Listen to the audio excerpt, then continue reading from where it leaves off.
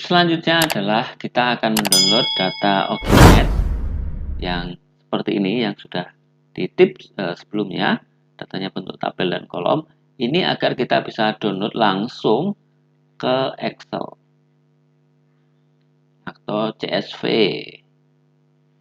atau pakai TXT misalkan, nah, terserah saja. Nah, kita sudah mendapatkan data-data ini kan, kalau aslinya Anda bisa copy ke Notepad, Anda pindahkan itu, tapi sangat lama. Nah, bagaimana cara mendapatkan data ini agar bisa terdownload dengan otomatis, dengan mudah, agar tidak menyusahkan kita. Anda tinggal klik saja, maka kita bisa mendapatkan data tersebut. Datanya bentuknya kayak gini.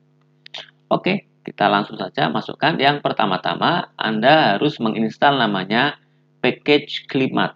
Nah, ini ya package-nya.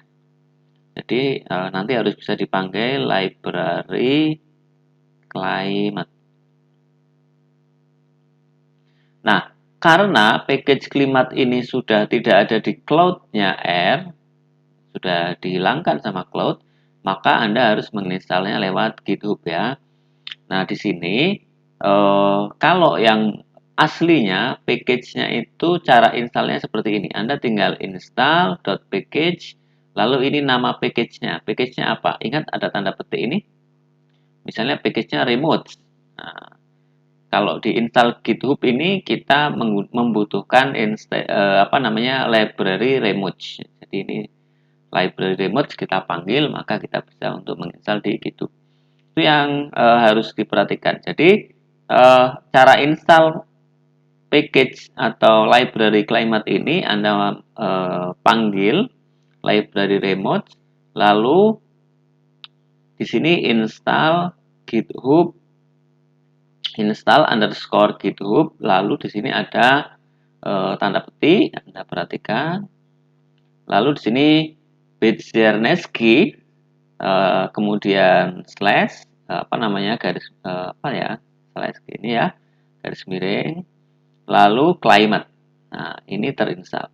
Yang Anda perlu perhatikan adalah internetnya stabil agar terinstall dengan baik dan package-package dependensi yang dibutuhkan itu terinstall semua. Oke, itu yang pertama. Yang kedua, kita masuk ke ini, saya panggil library-nya, kita sudah langsung masuk ke action, lalu kita menggunakan fungsi ini. Jadi yang pertama, kalau kita ingin mengambil data di Ogimet, tentu kita harus mengetahui ID WMO. Ya kan? ID WMO, sebagaimana yang sebelumnya kita bahas. Nomor WMO stasiun itu apa? Nah, di sini saya akan membahas ini. Di sini ada, saya panggil dulu datanya, lalu nearest station Ogimet. Nah, ini penting. Country-nya kita pilih Indonesia. Terus kemudian date systemnya ini kita menggunakan sistem penanggalan yang ada di default komputer. Lalu di sini tambahkan add map true. Lalu ini nomor stasiunnya ada 200. Ya, bisa 100, 200, ini terserah kita. Anda bisa ganti-ganti ini, ganti-ganti ini. Lalu kita klik, kita enter, maka keluarnya seperti ini ya. Jadi ada peta, ya kan? Di sini ada titik-titik stasiunnya. Ini peta Indonesia. Terus yang perlu kita perhatikan, kadang-kadang kalau instalasinya kurang bagus, maka library map ini, library map yang dipanggil di sini, di climate ini, seringkali ini belum terinstall. Nah, untuk itu maka Anda boleh lewati ini. Anda bisa langsung sistem date, langsung nomor jumlah stasiun. Itu bisa. Nah, header datanya ini bentuknya kayak apa sih? Data yang sudah kita dapatkan kalau berhasil ya, ini. Itu bentuknya kayak gini. Jadi datanya adalah nomor ID WMO, lalu ini nama stasiunnya kayak yang tadi ya. Yang sebelumnya stasiunnya apa saja, nomornya berapa, ini longitude, ini latitude, ini altitude, ada elevasinya. Lalu ini jarak dari pusatnya. Ini Anda tidak perlu perhatikan. Yang penting adalah ini.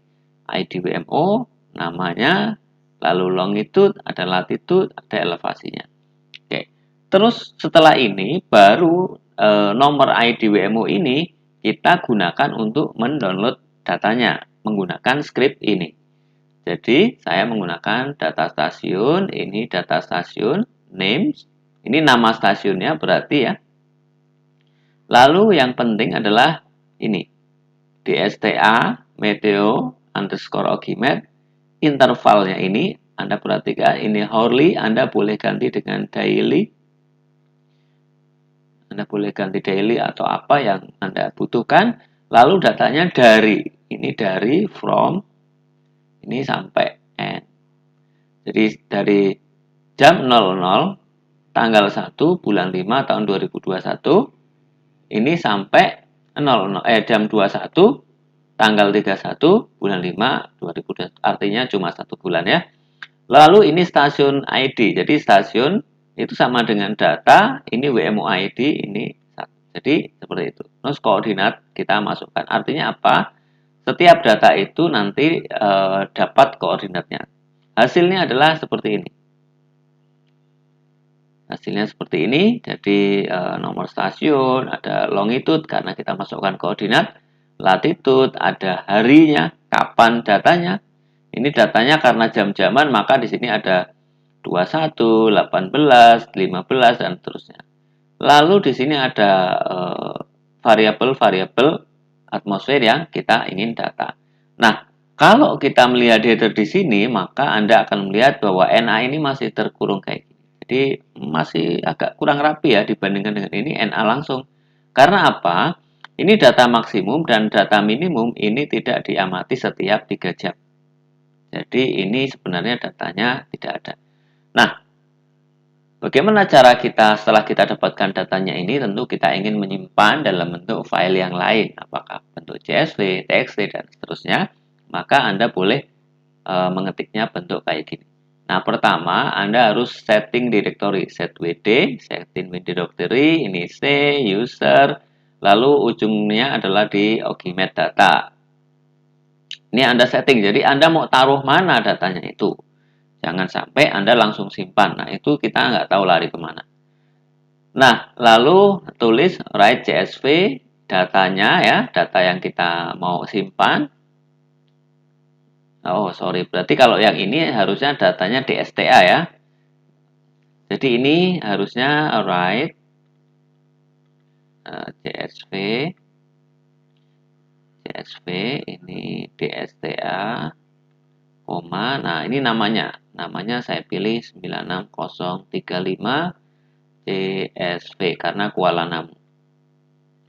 Jadi kalau kita ingin datanya saya mau simpan di TXT aja, jadi tulis write table ini sama DSTA, 96035, TXT. Oke, jadi nanti begitu disimpan, datanya akan tersimpan bentuknya file-file kayak gini. Sudah itu, kalau Anda buka, nanti Anda buka datanya ya kayak tadi yang sudah saya sampaikan. Oke, begitu ya. Jangan lupa Anda setting direktorinya, setting mau disimpan di mana, dan namanya.